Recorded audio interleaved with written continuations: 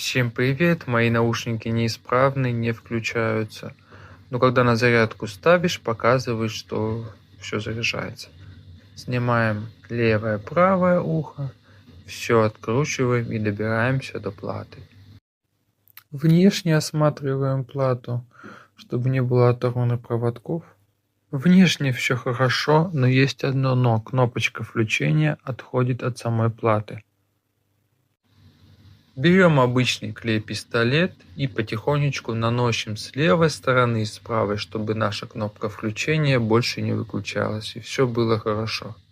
Закручиваем все на место, на все болты, чтобы в дальнейшем наши наушники не шатались и не ломались. Наши наушники исправны и готовы нам дальше служить. Всем пока!